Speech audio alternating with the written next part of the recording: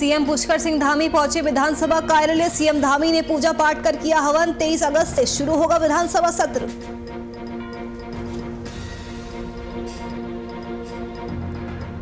सरकार के खिलाफ आशा कार्यकर्ताओं का हल्ला बोल जारी। 4 सूत्रीय मांगों को लेकर चौथे दिन भी प्रदर्शन। मांगे पूरी नहीं होने तक दी प्रदर्शन की चेतावनी।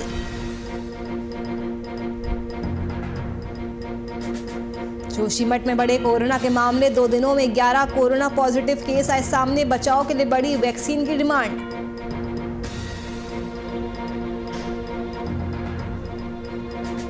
हरिद्वार में चाय पर चर्चा का किया गया आयोजन। गुरुकुल कांगड़ी विश्वविद्यालय में किया आयोजन। कर्मचारियों ने रखी अपनी बात।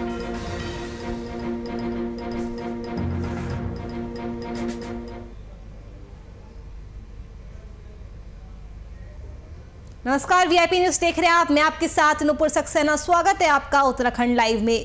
देहरादून में आज सचिवालय के मीडिया सेंटर में मुख्यमंत्री पुष्कर सिंह धामी ने प्रेस कॉन्फ्रेंस की। वही प्रेस कॉन्फ्रेंस के दौरान मुख्यमंत्री ने जानकारी देते हुए बताया कि राज्य सरकार के प्रयासों से सड़क परिवहन और राजमार्ग मंत्रालय द्वारा CRIF के तहत 615.48 करोड़ की 42 सड़कों के मार्ग और सेतुओं के प्रस्ताव को मंजूर कर लिया गया है। वहीं मुख्यमंत्री पुष्कर सिंह धामी ने देश के प्रधानमंत्री नरेंद्र मोदी और नितिन गडकरी का आभार व्यक्त किया। मुख्यमंत्री धामी ने आगे कहा कि प्रदेश के विकास में सड़क मार्ग लाइफलाइन का काम करते हैं। प्रदेश के पर्वतीय क्षेत्रों में विषम भौगोलिक परिस्थितियों और साल में निर्माण के लिए कम समय के कारण सड़क और सेतु के निर्माण में आने वाली अत्यधिक लागत को देखते हुए भारत सरकार ने राज्य सरकार की मदद की है।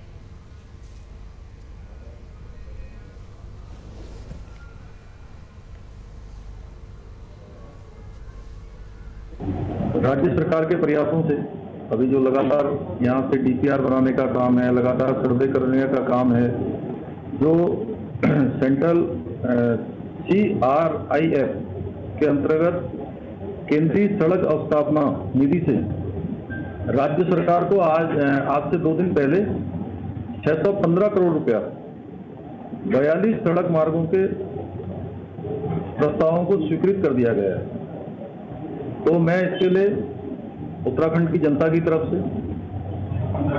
615 करोड़ रुपया 615 करोड़ रुपया स्वीकृत हुआ है central road infrastructure fund CRF उसके माध्यम से।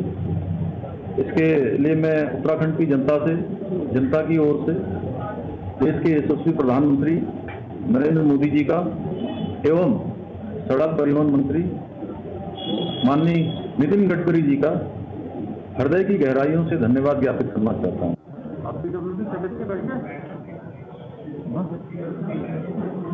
उनके साथ देहरादून में सचिवालय के मीडिया सेंटर में मुख्यमंत्री पुष्कर सिंह धामी ने प्रेस कॉन्फ्रेंस का आयोजन किया और प्रेस कॉन्फ्रेंस के दौरान मुख्यमंत्री ने जानकारी दी कि राज्य सरकार के प्रयासों से सड़क परिवहन और राजमार्ग मंत्रालय द्वारा CRIF के तहत 615.48 करोड़ की 42 सड़कों के मार्ग और सेतुओं के प्रस्ताव को मंजूर कर लिया गया है। केंद्र सरकार से मंजूरी मिल चुकी है, जिसके बाद मुख्यमंत्री पुष्कर सिंह धामी ने देश के प्रधानमंत्री नरेंद्र मोदी और नितिन गडकरी का धन्यवाद भी किया। मुख्यमंत्री धामी ने कहा कि प्रदेश के विकास में सड़क मार्ग लाइफलाइन का काम करते हैं। प्रदेश के पर्वतीय क्षेत्रों में विषम भौगोलिक परिस्थितियों और साल में निर्माण के लिए जो कम समय मिलता है, उसकी वजह से सड़क और सेतु के निर्माण में आने वाली अत्यधिक लागत को देखते हुए भारत सरकार ने राज्य सरकार की आर्थिक मदद की है।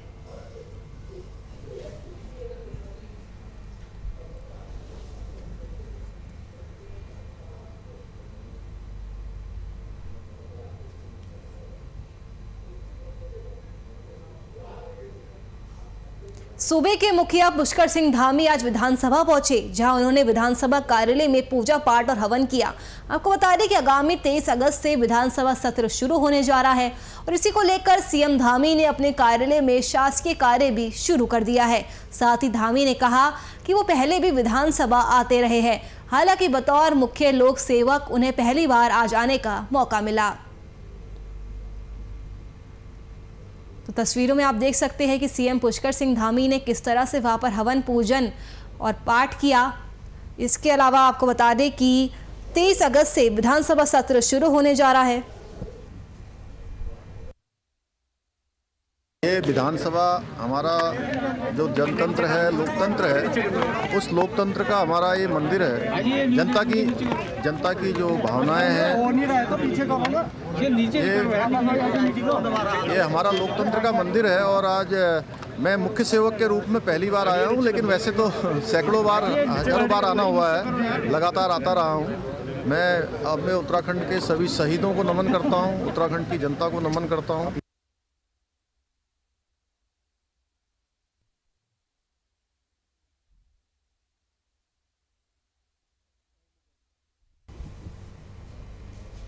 तस्वीरों में आप देख सकते हैं कि सीएम पुष्कर सिंह धामी आज विधानसभा पहुंचे, जहां उन्होंने विधानसभा कार्यालय में पूजा पाठ और हवन किया।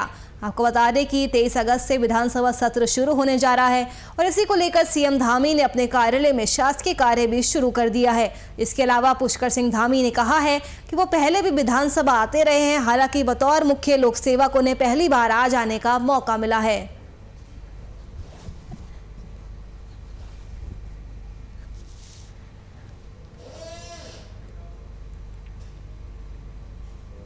आज आम आदमी पार्टी के नेता रविंद्र जुगरान ने एक पत्रकार वार्ता के दौरान युवाओं को रोजगार देने के मामले पर बीजेपी सरकार पर जमकर हमला बोला। रविंद्र ने कहा कि उत्तराखंड की डबल इंजन सरकार युवाओं को पूरी तरह से रोजगार देने में नाकाम साबित हुई है। पिछले 4.5 सालों में बीजेपी ने सिर्फ मुख्यमंत्री बदलने का काम किया, जबकि युवा रोजगार के लिए सड़कों पर भटकते रहे। 2017 के विधानसभा चुनावों में युवाओं को रोजगार के वादे को लेकर प्रचंड बहुमत की सरकार बीजेपी ने बनाई और 6 महीने के भीतर सभी खाली पदों को भरने के साथ नए पदों के सृजन का भी दावा किया था। लेकिन पिछले 4.5 सालों में दोनों मुख्यमंत्रियों ने युवाओं को सिवाय झुंझुने के कुछ नहीं दिया है। प्रचंड बहुमत की सरकार ने 4.5 वर्षों में पूर्व 2 मुख्यमंत्रियों ने हर वर्ष ये कहा कि हम इस वर्ष को रोजगार वर्ष मना रहे हैं, लेकिन 4.5 वर्षों में 1000 विज्ञप्ति भी नहीं निकली। 50,000 पद रिक्त हैं समूह ग, घ और इससे नीचे के। पीसीएस की परीक्षा 5 साल से नहीं करा पा रहे हो, विज्ञप्ति नहीं निकल पा रही है। 2016 के बाद से विज्ञप्ति नहीं निकली। जो सीएमआई के मानक हैं, जो आंकड़े हैं, वो बता रहे हैं कि पिछले 4.5 वर्षों में बेरोजगारी 5 गुना अधिक बढ़ गई है। आपने फॉरेस्ट गार्ड की भर्ती परीक्षा जो 1218 लोगों की होनी थी, 1.5 लाख लोगों ने आवेदन किया, 1 लाख ने परीक्षा दी, उसका रिजल्ट भ्रष्टाचार की भेंट चढ़ा, आज तक नहीं निकला। नर्सिंग परीक्षा 3 बार आपने स्थगित करा दी, 3 बार आपने नियमावली में चेंजेस कर दिए। आप कर क्या रहे हैं उत्तराखंड के अंदर? प्रचंड बहुमत की भाजपा सरकार ने उत्तराखंड के नौजवानों के साथ रोजगार के विषय पर छलावा किया। पंजाब, हरियाणा, उत्तर प्रदेश हर वर्ष पीसीएस की परीक्षा होती है। ये प्रदेश में 5 साल होने जा रहे हैं, तो फिर लड़कों को दिल्ली में हुए 8 साल की बच्ची के साथ दुष्कर्म के मामले में वाल्मीकि समाज ने प्रदर्शन कर एसडीएम के माध्यम से दिल्ली के मुख्यमंत्री और उत्तराखंड के मुख्यमंत्री को ज्ञापन सौंपा और ज्ञापन में मांग की गई है कि वाल्मीकि समाज की बच्ची के साथ हुए दुष्कर्म में दोषियों को फांसी की सजा दी जाए और पीड़िता के परिवार को 50 लाख रुपए का मुआवजा दिया जाए। वाल्मीकि समाज के प्रिंस ने कहा कि समाज के लोगों पर लगातार अत्याचार हो रहे हैं, लेकिन सरकार इस ओर कोई ध्यान नहीं दे रही है। उन्होंने कहा कि दिल्ली में 8 साल की बच्ची के साथ दुष्कर्म किया गया, उसकी हत्या कर दी गई, लेकिन दिल्ली सरकार सोई हुई है और उस पर कड़ी कार्रवाई नहीं कर रही है। विधानसभा मसूरी अध्यक्ष, मैं पूरे देश से ये निवेदन करना चाहता हूँ कि आज हमारे दलित समाज की बेटियों को बहुत उत्पीड़न किया जा रहा है। अगर हमारे हिंदुस्तान में हमारे प्रधानमंत्री, हमारे मुख्यमंत्री इनके बस का अगर कुछ नहीं रहा है तो दलित समाज का शोषण होता जा रहा है। अगर इनके बस में कुछ नहीं, दलित समाज को आगे कर दिया जाए। जो हमारी बहन बेटियों के साथ शोषण कर रहे हैं, अगर हमारे प्रधानमंत्री और हमारे माननीय मुख्यमंत्री और गृह सचिव इनके बस में कुछ नहीं रहा है तो हमें वाल्मीकि समाज को दे दिया जाए। देखिए, जो एक दिल्ली में आजकल में एक घटना, बहुत दुखद घटना हुई है, बहुत निंदनीय घटना हुई है। हमारी वाल्मीकि समाज की एक बहन गुड़िया का, जो कि केवल 8 वर्षों की थी, उसको पहले शमशान में ले जाया गया, उसके साथ दुष्कर्म किया गया, उसके बाद उसे करंट लगाकर बिना माता पिता की परमिशन से जला दिया गया। ये बहुत ही निंदनीय है, जिसकी हम समस्त मसूरी का वाल्मीकि समाज निंदा करता है।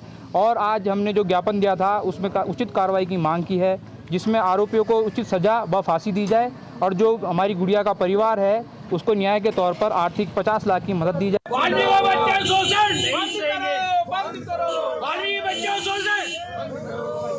या तस्वीरें आप देख सकते हैं कि वाल्मीकि समाज के लोगों में काफ़ी ज़्यादा आक्रोश देखने को मिल रहा है। दिल्ली में 8 साल की बच्ची के साथ दुष्कर्म किया गया, दुष्कर्म के बाद उसकी हत्या कर दी गई और इसी को लेकर वाल्मीकि समाज ने उत्तराखंड के मुख्यमंत्री और दिल्ली के मुख्यमंत्री को एसडीएम के माध्यम से ज्ञापन सौंपा है और ज्ञापन में वाल्मीकि समाज ने मांग की है कि बच्ची के साथ हुए दुष्कर्म में दोषियों को फांसी दी जाए और पीड़िता के परिवार को 50 लाख रुपए का मुआवजा दिया जाए। वाल्मीकि समाज के प्रिंस ने कहा कि समाज के लोगों पर लगातार अत्याचार हो रहे हैं, लेकिन सरकार इस ओर कोई ध्यान नहीं दे रही है। उन्होंने कहा कि दिल्ली में 8 साल की बच्ची के साथ दुष्कर्म किया गया, उसकी हत्या कर दी गई, लेकिन दिल्ली सरकार अभी भी सोई हुई है और उस पर कोई कार्रवाई नहीं कर रही है।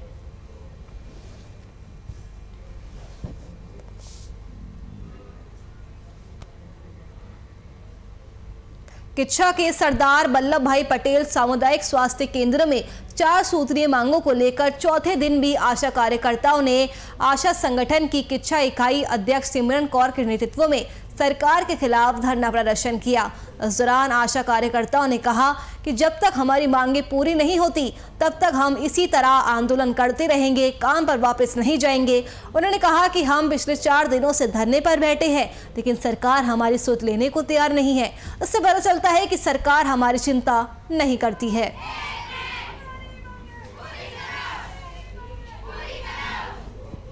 हम बस यही कहना चाह रहे हैं, हमारी मांग यही है कि हमें तो पहले मान सम्मान चाहिए और फिर दूसरा काम ये है कि हमको सरकारी कर्मचारी घोषित करें और हमारा मानदेय कम से कम 21,000 होना चाहिए। जितना हमारा काम है 24 घंटे का हमारा काम है, हमें उसमें एक दिन भी छुट्टी नहीं है और यहाँ अस्पताल में हमको कोई सुविधा नहीं है। हमारे लिए रहने के लिए हम मरीज के साथ कोसी गंदगी में पड़े रहते हैं, ना हमें कोई दवा ना कुछ नहीं मिलता हमको यहाँ की सुविधा।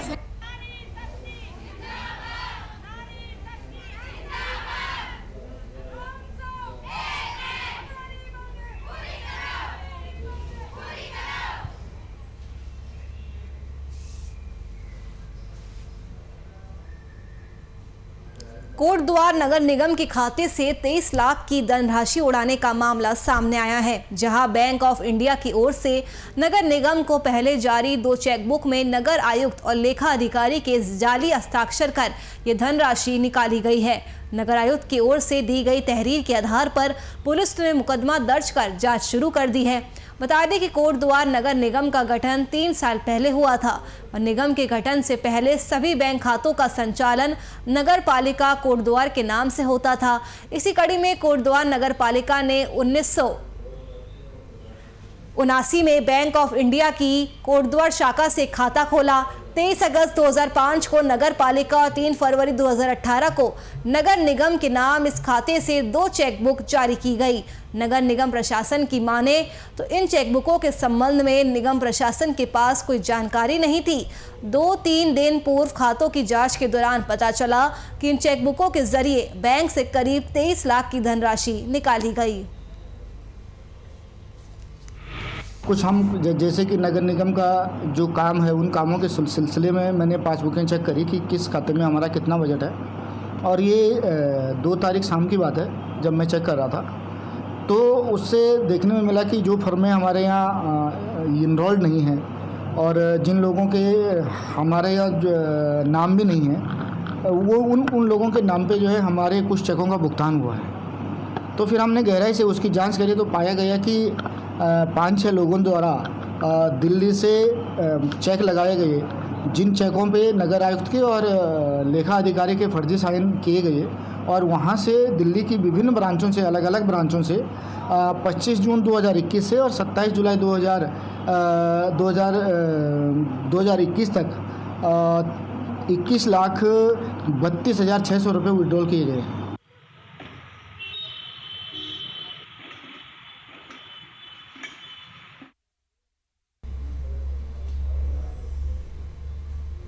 हल्द्वानी जेल में बीती 6 मार्च को हुई कैदी की मौत के मामले में सीबीआई की 8 सदस्यीय टीम जेल में पूछताछ कर रही है। सीबीआई की टीम हल्द्वानी जेल पहुंची। यह करीब 4 घंटे तक उन्होंने पूछताछ की। सीबीआई की टीम आज दिन से ही जेल के अंदर मौजूद है। मामले के मुताबिक काशीपुर का रहने वाला एक आरोपी हल्द्वानी जेल में बंद था, जिसकी 6 मार्च 2021 को मौत हो गई। मृतक की पत्नी के आरोपों पर अदालत ने जेल के बंदी रक्षकों पर मामला दर्ज करने का आदेश दिया, जिसके बाद मामले की सुनवाई नैनीताल हाईकोर्ट में हुई और हाईकोर्ट ने इस मामले की सीबीआई जांच कराने का आदेश दिया था। वही हाईकोर्ट के आदेश के बाद मामले की जांच तेजी से चल रही है, जिसके चलते सीबीआई की टीम कल देर शाम हल्द्वानी जेल पहुंची और लगातार जेल में पूछताछ कर रही है। 8 लोग आए हैं, कल से जांच चल रही है। इसके ज़्यादा अभी इस प्रकरण में मैं कुछ बता नहीं। किन किन से पूछताछ हुई है? अभी ये सब मामला गोपनीय है। सर, पूरे मामले का विस्तार से बताइए कि किस मामला था ये? किस मामले की जांच मार्च का है। 6 मार्च को बंदी की मृत्यु हुई थी। उस संबंध में माननीय उच्च न्यायालय ने सीबीआई जांच के आदेश दिए थे। उसी प्रकरण में जांच चल रही है। पता नहीं तो उनके ऊपर है। सही मास्क थोड़ा नीचे कर लो आप। बस ये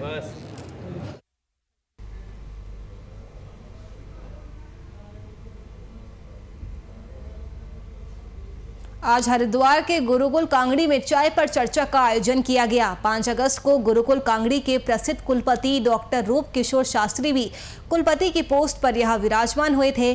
चर्चा में संस्थान में सभी कर्मचारियों ने अपनी बात रखी, उन्हें अपनी बात रखने का मौका मिला। साथ ही संस्थान को किस तरह से आगे बढ़ाना चाहिए, इसको लेकर भी चर्चा हुई। संस्थान के कुलपति रूप किशोर शास्त्री ने बताया कि गुरुकुल कांगड़ी संस्थान भारत के चुनिंदा संस्थानों में से एक है। यहाँ से बच्चे शिक्षित ही नहीं, देश के लिए कुछ कर गुजरने की सीख भी लेकर जाते हैं। जो एक इतिहास इस देश ने बनाया, इस देश के हमारे हॉकी के प्लेयर्स ने बनाया, उस सबसे पहले हम उनको बधाई देते हैं और हमें गर्व है कि आज ओलंपिक में हमको मेडल मिला। ये आज का ही ऐसा दिवस है जो बहुत ही ऐतिहासिक है इस देश के लिए और इस देश की परंपराओं के लिए। वो था 370 2 साल पहले समाप्त होना। फिर गत वर्ष जो चिर प्रतीक्षित जो केस चल रहा था 400 450 वर्षों पुराना, वो भी ख़त्म होने के बाद माननीय प्रधानमंत्री ने उसका शिलान्यास किया राम मंदिर का।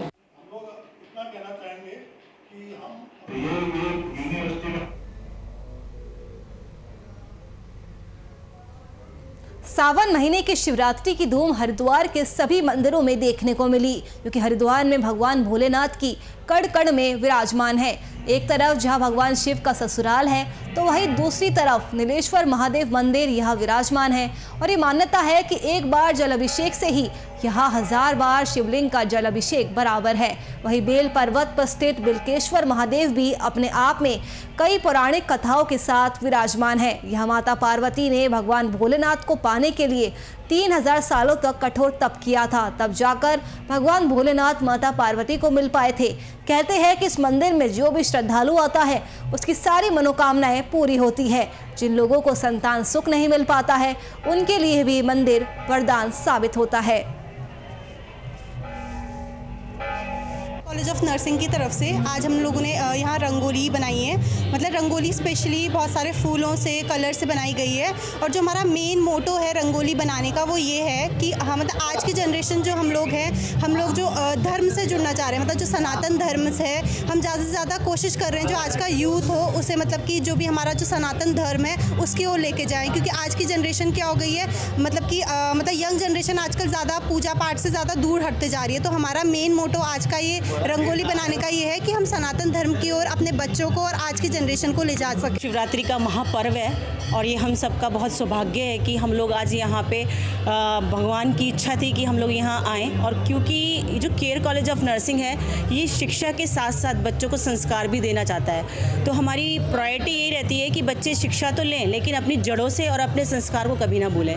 तो उसकी एक छोटी सी पहल की है। बच्चे हमारे यहाँ बाहर के भी हैं, तो आज हम सबको यहाँ पहले बाबा के दर्शन कराए हैं, बाबा का स्नान करवाया था और सर के द्वारा जो एमडी सर हैं राजकुमार शर्मा सर, उनके द्वारा यहाँ पे आज महारुद्राभिषेक भी किया गया सुबह और फिर बच्चों ने यहाँ पे रंगोलियाँ बनाई गई हैं। शिवरात्रि के पावन पर्व पर भगवान बिल्वकेश्वर महादेव मंदिर में केयर कॉलेज ऑफ नर्सिंग के सभी छात्र छात्राएं और उनके अध्यापकगण उन भगवान के सौंदर्य वर्धन हेतु अलग अलग रंगोली, अलग अलग सजावट, इन सब के साथ भगवान का श्रृंगार कर रहे हैं और मंदिर की भव्यता, दिव्यता और ईश्वर के प्रति हमारी श्रद्धा और विश्वास को और ज़्यादा प्रगाढ़ करने की तरफ एक कदम बढ़ा रहा है।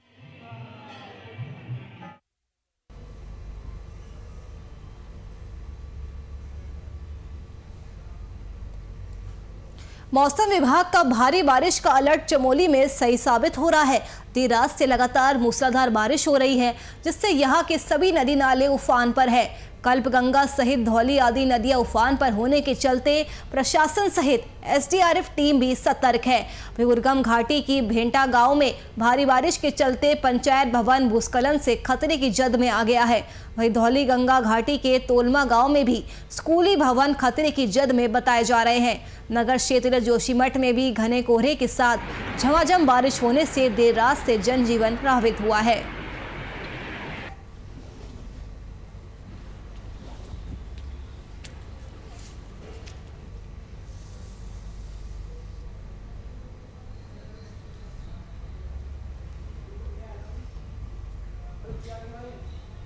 गन्ना विकास एवं चीनी उद्योग मंत्री स्वामी यतीश्वरानंद ने चीनी मिलों के प्रबंधकों और चीफ इंजीनियर्स के साथ समीक्षा बैठक की।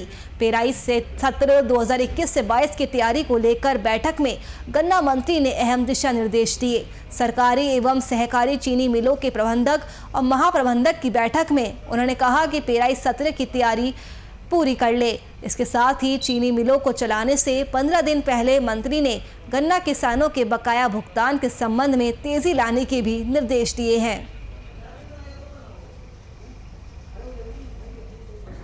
आज हमारे डोईवारा शुगर मिल, किच्छा, नादई, बाजपुर, इनके जो हमारे वहाँ के प्रबंधक हैं और जो वहाँ के चीफ केमिस्ट और इंजीनियर हैं, उनके साथ आज हमने समीक्षा बैठक की और उनसे पूछा कोई दिक्कत तो आपको नहीं है मेन पावर की, और समय पर शुगर मिल चले। शुगर मिल चलने से पहले 15-20 दिन पहले हमारा शुगर मिल कंप्लीट हो जाना चाहिए। उसमें कोई दिक्कत अगर आप लोगों को है तो आप हमारे को बताएं। अगर आप लोगों के कारण उसमें कोई दिक्कत अगर की जाएगी तो उसकी जवाबदेही आपके ऊपर होगी।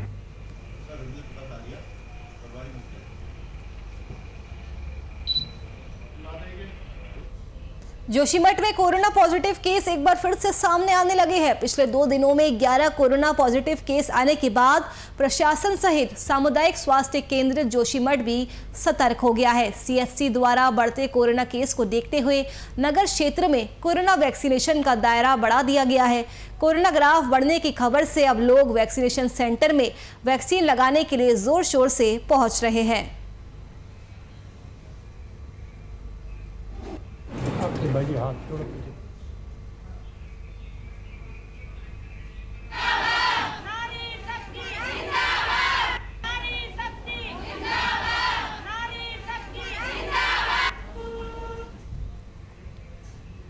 रोशनाबाद स्थित वंदना कटारिया के घर पर बधाई देने वालों की कतार थमने का नाम नहीं ले रही। वहीं अब कुछ संस्थाएं भी इस कड़ी में आगे आई है। आपको बता दें कि ग्राफिक एरा परिवार द्वारा आज भारतीय महिला हॉकी टीम की वंदना कटारिया के परिवार को उत्तराखंड और भारत का गौरव बढ़ाने के लिए 11 लाख रुपए की धनराशि का चेक भेंट किया गया। सिर्फ यही नहीं, ग्राफिक एरा परिवार की ओर से ये भी घोषणा की गई है कि वंदना की आगे की पढ़ाई के लिए भी ग्राफिक एरा परिवार हर संभव मदद करेगा, जिससे कि आने वाले समय में उत्तराखंड की बेटी भारतीय टीम के लिए गोल्ड मेडल जीत कर लेकर आए। उत्तराखंड और पूरे देश के लिए, भारत देश के लिए बहुत गर्व का माहौल है। हमारी उत्तराखंड की बेटी वंदना कटारिया, जो कि भारतीय हॉकी टीम का महत्वपूर्ण हिस्सा है, उन्होंने इतिहास रचा है उन्होंने मेडल नहीं हासिल किया, वो अलग बात है, बट उससे भी बड़ी चीज़, बड़ी उपलब्धि हासिल की है। उन्होंने करोड़ों भारतवासियों को गौरवान्वित महसूस कराया है। इसलिए हम आज ग्राफिक एरा परिवार की ओर से 11 लाख रुपए की जो धनराशि का चेक है वो हम उनको सम्मानित करने के लिए आए हैं। और साथ में ग्राफिक एरा परिवार ने ये भी निर्णय लिया है कि आगे की जो भी उनकी ट्रेनिंग होगी या फिर जो भी उनकी हायर स्टडीज़ होगी वो ग्राफिक एरा परिवार उन्हें सपोर्ट करेगा। बहुत बहुत बधाई हो, बहुत बहुत।